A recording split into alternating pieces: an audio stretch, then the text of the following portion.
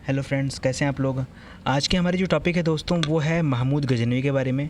और इसी तरह से हम पूरे हिस्ट्री को छोटे छोटे टॉपिक में बांट कर पढ़ेंगे, ठीक है। तो आइए कवर करते हैं इस टॉपिक को, डिटेल में कवर करते हैं। महमूद गजनवी, तो सबसे पहले हम देख लेते हैं कि भारत में तुर्कों के आक्रमण का क्रम क्या रहा है, कैसे रहा। तो इसके बारे में पूरा जान लेते हैं, गजनवी के बारे में, ठीक है। तो देखिए, अलप्तगीन नाम का एक व्यक्ति रहता है, ठीक है। अलप्तगीन, इसने सबसे पहले 10वीं शताब्दी में, कौन सी शताब्दी दोस्तों, 10वीं शताब्दी में गजनी में एक स्वतंत्र तुर्क राज की नींव डालता है, ठीक है ना। कहाँ पे दोस्तों, गजनी में। गजनी दोस्तों आपका पड़ता है अफगानिस्तान के बॉर्डर से आप आगे बढ़ोगे, मुल्तान जहाँ पड़ता है उसके जस्ट आगे गजनी पड़ता है। एक छोटा सा राज्य था, ठीक है। और वहाँ पे यह तुर्क राज्य की स्थापना होती है। और मैंने आपको बता दिया कि हम पढ़ रहे हैं भारत पर तुर्कों के आक्रमण के बारे में, ठीक है। तो 10वीं शताब्दी में अलप्तगीन ने गजनी में क्या की, एक तुर्क राज्य की नींव डाली।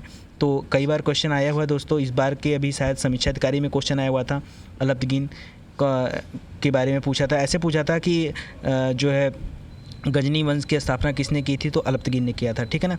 तो देखिए, अलप्तगीन का पुत्र, अलप्तगीन ने सिर्फ एक तुर्क राज्य की स्थापना की, इसके बाद फिर आगे का काम उसके पुत्र ने किया। उसका पुत्र कौन, उसके पुत्र का नाम दोस्तों सुबुक्तगीन था, ठीक है ना। उसके पुत्र का नाम सुबुक्तगीन था। और तुर्कों का प्रथम आक्रमण जो भारत पर हुआ है वह इसी के नेतृत्व में हुआ है, यानी सुबुक्तगीन के नेतृत्व में हुआ है। क्या हुआ था दोस्तों, तो देखिए, अफ़गानिस्तान में मैंने बताया कि जो भारत है, भारत में जो अफ़गानिस्तान का आखिरी पॉइंट है उसका नाम है मुल्तान। मुल्तान के जस्ट आगे गजनी पड़ता है, ठीक है। तो किसी भी तुर्की राजा को आगे बढ़ने के लिए उसे अफ़गानिस्तान से गुजरना पड़ेगा भारत में आने के लिए। तो अफ़गानिस्तान का जो राजा रहता है, राजा जयपाल, इससे इसका युद्ध होता है, ठीक है। और अंततः वह संधि हो जाती है, ठीक है। और यह संधि होती है कि ठीक है, दोबारा हम भारत पे हमला नहीं करेंगे और वह गजनी पे हमला नहीं करेगा। इस चीज़ को लेके फिर सरेंडर कर जाते हैं दोनों लोग और बात वहीं ख़त्म हो जाती है, ठीक है। तो देखिए, ये राजा जयपाल, इसकी जो राजधानी रहती है दोस्तों, ये वैहिंद रहती है। वैहिंद का कई नाम है दोस्तों, उद्भांडपुर, पेशावर, ये सारे पाकिस्तान में पड़ते हैं, ठीक है ना। वैहिंद, उद्भांडपुर या पेशावर, ठीक है। आगे तो सुबुक्तगीन ने आक्रमण करना चाहा, लेकिन एक प्रकार से हम कह सकते हैं कि यह असफल आक्रमण रहा। असफल क्यों रहा, क्योंकि संधि हो गई और बस बात वहीं ख़त्म हो गई। फिर से सुबुक्तगीन का जो पुत्र है वह है महमूद गजनवी, ठीक है। इसके बारे में आप सभी लोगों ने सुना होगा, महमूद गजनवी के बारे में। तो हमने पिछले 2 हिस्ट्री में पढ़ा, अलप्तगीन, अलप्तगीन का पुत्र सुबुक्तगीन, सुबुक्तगीन का पुत्र महमूद गजनवी।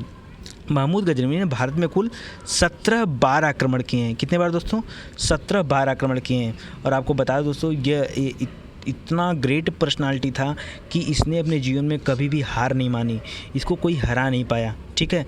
तो देखिए, देखते हैं कि 17 आक्रमण क्यों करता है भारत पर। तो थोड़ा सा इसके बारे में जान लेते हैं कि यह किस वंश का था। तो दोस्तों, यह यामिनी वंश का है, ठीक है। यामिनी वंश का है, आपको यहाँ ध्यान देना है। मैंने सारे टॉपिक जो मैंने लिखे हैं ब्रैकेट में, इसको आप ध्यान से पढ़िए, क्योंकि एग्जाम पॉइंट ऑफ व्यू से मोस्ट इंपॉर्टेंट है, या आए हुए क्वेश्चन है, ठीक है ना। तो महमूद गजनवी कौन से वंश का है दोस्तों, तो ये यामिनी वंश का है। इसका उद्देश्य क्या था इस लड़ाई को, ये जो 17 बार लड़ाई कर रहा है, इसका उद्देश्य आखिर क्या है। तो दोस्तों, इसका उद्देश्य है लूट पाट करना और धन की प्राप्ति करना, यानी जी भर के भारत को लूटना, ठीक है। तो चलिए, ठीक है, अब देखते हैं आगे क्या होता है। तो इसने क्या किया, सबसे पहले सुल्तान की उपाधि भी इसी ने धारण किया, ठीक है। तो आता है, कई बार एग्जाम में क्वेश्चन आता है कि कौन सा व्यक्ति था जिसने सबसे पहले सुल्तान की उपाधि धारण की थी, तो महमूद गजनवी। और यह कौन था, एक तुर्क शासक था, ठीक है। तो इसके बारे में इतना ही काफ़ी है। आइए अब इसकी लड़ाई के बारे में देखते हैं कि कैसे इसने लड़ाई किया और क्या क्या हुआ। तो सबसे पहले लड़ाई, ये देखिए, जी फॉर गजनवी, ठीक है ना। इसकी लड़ाई होती है जयपाल के साथ। देखिए, ये वही जयपाल है जिससे उसके पिताजी की लड़ाई हुई थी, यानी सुबुक्तगीन की लड़ाई हुई थी जयपाल के साथ अफगानिस्तान में, ठीक है। ये वही जयपाल है, वो अपने पिताजी उसके हरा नहीं पाए, उसका बदला लेने के लिए उससे आया हुआ था। ऐसा कई जगह पे है, ठीक है। तो क्योंकि इसे भी अपना साम्राज्य विस्तार करना था तो आना ही था, ठीक है। तो 1000 ईस्वी में ये सबसे पहले अफ़गान पर आक्रमण करता है, ठीक है। और अफ़गान प्लस पंजाबी पूरा का पूरा जो हिस्सा रहता है, ये राजा जयपाल के अंडर में रहता है, उसके कब्जे में रहता है, ठीक है। तो सबसे पहले जयपाल के साथ इसका युद्ध होता है। उस युद्ध में जयपाल हार जाता है दोस्तों, ठीक है। जयपाल हार जाता है और इस बात को जयपाल को गहरा धक्का लगता है कि जिसके पिताजी ने हमें नहीं हरा पाया, जिसके बाप ने हमें नहीं हरा पाया, उसका बेटा आके हमसे लड़ाई करके हमें हरा गया, ठीक है। और इस गम में वह क्या कर लेता है दोस्तों, तो खुद आत्महत्या कर लेता है, ठीक है ना। इस पे महमूद के इतिहासकारों ने जयपाल को एक टिप्पणी की है उस टिप्पणी में कहा है कि जयपाल ईश्वर का शत्रु है। ठीक है, तो ये भी आया हुआ क्वेश्चन है दोस्तों, ब्रैकेट में मैंने डाला है। ठीक है ना, तो ईश्वर का शत्रु किसे कहा गया है? जयपाल को कहा गया है। ठीक है, क्यों आत्महत्या कर लिया? क्योंकि उसके पिताजी ने उसे नहीं हरा पाया और उसके बच्चे ने हरा दिया, इसलिए जयपाल ने आत्महत्या कर लिया। ठीक है ना, आगे देखिए, फिर से ये गजनवी आगे बढ़ता है और इसकी लड़ाई होती है अब्दुल फ़तेह दाऊद से 1005 ईस्वी में। ठीक है ना, 1005 ईस्वी में ये एंटर करता है मुल्तान के पास के सेक्टर पे, वहाँ आक्रमण करता है और मुल्तान को जीतता है। ठीक है, तो देखिए अब पंजाब, अफ़गान और मुल्तान का एरिया किसके हिस्से में पहुंच चुका है? ये गजनवी के हिस्से में पहुंच चुका है। अगली लड़ाई होती आनंदपाल से। पाल जयपाल आनंदपाल, तो याद देखिए नहीं दोस्तों कि ये जयपाल का लड़का होता है आनंदपाल। ठीक है ना, आनंदपाल जो है जयपाल का पुत्र था। अब ये आएगा अपने पिताजी का बदला लेने के लिए, लेकिन ये जान रहा है कि महमूद गजनवी बहुत ही बदमाश है और उससे लड़ना इतना आसान नहीं है। ठीक है, तो उसने क्या किया दोस्तों कि ग्वालियर, कन्नौज, अजमेर और उज्जैन और इसके साथ उसकी खुद की सेना, ठीक है ना, इन पांचों जगहों की संयुक्त सेना के साथ मिलकर युद्ध किया 1008 में गजनवी के साथ। लेकिन फिर भी ये पांच की पांचों संयुक्त सेना क्या हो गई? हार गई। ठीक वही बक्सर वाला हाल हुआ। ठीक है, ये पांच की पांचों सेना हार गई और फिर से गजनवी क्या हो गया? जीत गया। तो देख सकते हैं कि गजनवी कितना ग्रेट है, आगे बढ़ता चला जा रहा है। ठीक है, इसे कोई हराने वाला नहीं है। ठीक है, एज लाइक सिकंदर। ठीक है, आगे देखिए, अगली इसकी लड़ाई जो है दोस्तों ये राज्यपाल से होती है। तो राज्यपाल, क्योंकि देखिए सारे पाल ऐसा नहीं कि लड़के होंगे एक दूसरे के ऐसा कुछ नहीं है। राज्यपाल एक अलग व्यक्ति होता है, एक अलग राजा रहता है। ये कन्नौज का राजा रहता है। ठीक है, तो ये 1018-19 में जब गजनवी कन्नौज की तरफ अपनी सेना लेकर बढ़ता है तो जो राजा राज्यपाल रहता है बिना युद्ध किए ही भाग खड़ा होता है। ठीक है, यह तो भगौड़ा साबित हो गया। तो बिना युद्ध किए भाग खड़ा होता है, यह एक राजा के लिए इससे बड़ी निंदा नहीं हो सकती है। ठीक है, ये बहुत ही गलत चीज़ है, उसको नहीं भागना चाहिए था। ठीक है, लेकिन वो भाग जाता है और इसी कारण से कालिंजर दोस्तों पड़ता है, ये बुंदेलखंड में है कालिंजर का किला। ठीक है, तो कालिंजर का राजा रहता है जो कि चंदेल शासक रहता है, उसका नाम रहता है विद्याधर। यह समझ लीजिए उस टाइम पीरियड का सबसे महान राजा है। ठीक है ना, बताता हूँ अभी इसके बारे में आगे कहानी। तो देखिए विद्याधर ने क्या करता है कि एक मित्र संघ बनाता है राजाओं का। ठीक है, कई अगल बगल के जो प्रदेश होते हैं उनके राजाओं से एक मित्र संघ बनाता है और कहता है कि राज्यपाल ने यह बड़ी शर्मिंदगी का काम किया है और इसका सज़ा उसे मिलना चाहिए। और इस तरह से विद्याधर ने राज्यपाल को खुजवाकर उसकी हत्या करवा दी। ठीक है, क्यों? क्योंकि वह लड़ाई करने से पहले ही भाग खड़ा हुआ था। लड़ाई करते हारना जीतना ये तो बात की बातें थी, पहले लड़ाई होनी चाहिए थी। ठीक है, तो किसने मरवा दिया दोस्तों राज्यपाल को? विद्याधर ने मरवा दिया। ये चीज़ महमूद गजनवी को बड़ी नागवार गुजरी कि राज्यपाल हमसे डर के भागा तो विद्याधर ने उसको क्यों मरवा दिया। अगली लड़ाई 1021-22 में क्या हो गया? विद्याधर की तरफ गजनवी आ गया।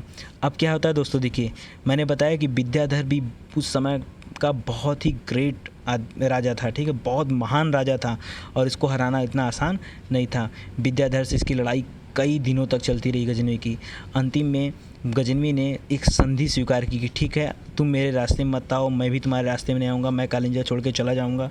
ठीक है, और इस पर विद्याधर भी राजी हो जाते हैं। ठीक है, इसके बदले में 15 किला गजनवी जो है वो विद्याधर को इनाम में भी देता है। कितना किला दोस्तों?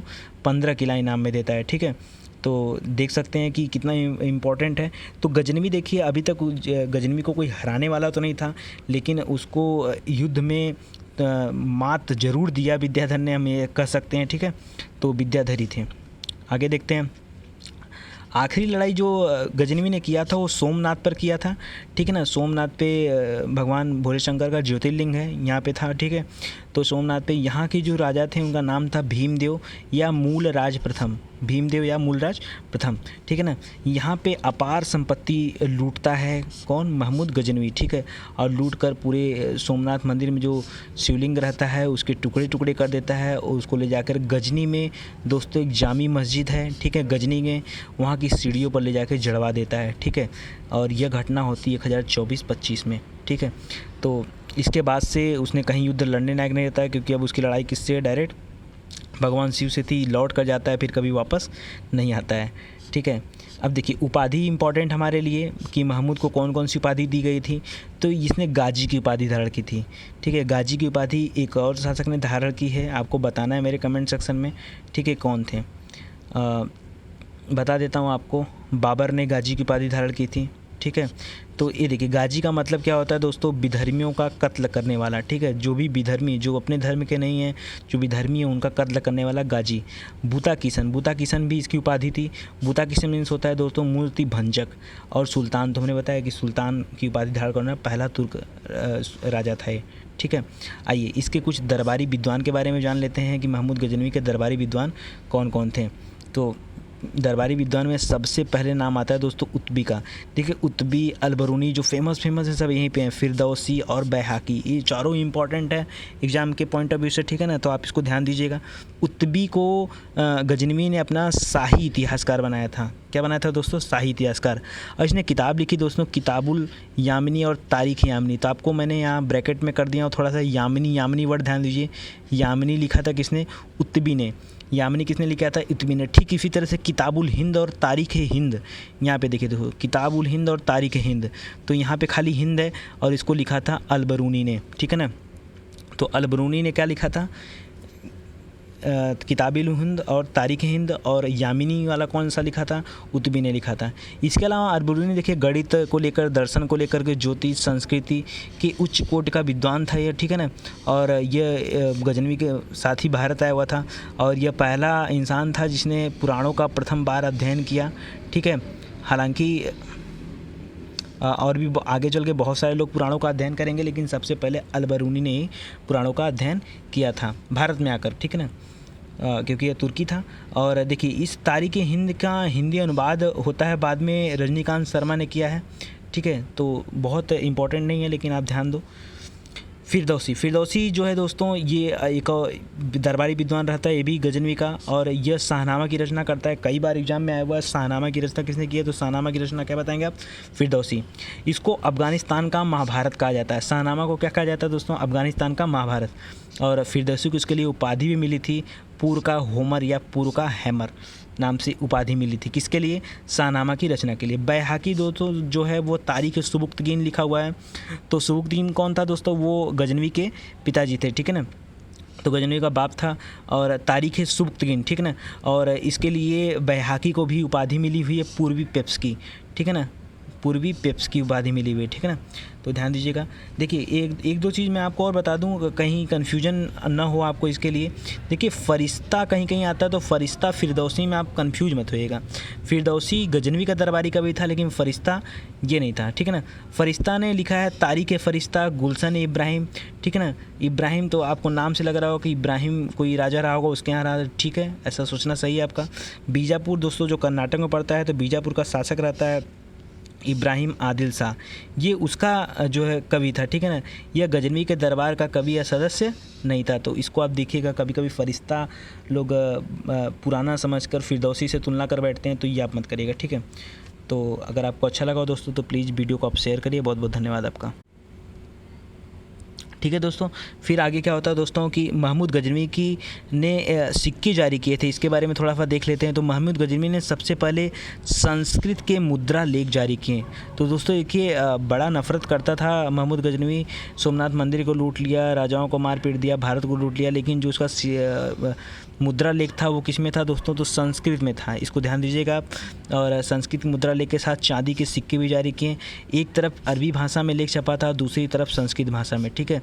तो ये बड़ा इंपॉर्टेंट है, एग्जाम में आया हुआ है क्वेश्चन है। इसका वजन जो था वो दोस्तों 3 ग्राम था, ठीक है। और लास्ट में सन 1030 में गजनी की मृत्यु हो जाती है, ठीक है, अचानक से, ठीक है ना। शायद अतिसार रोग कुछ होता है, ठीक है, उसके वजह से होती है। बहुत बहुत धन्यवाद आपका।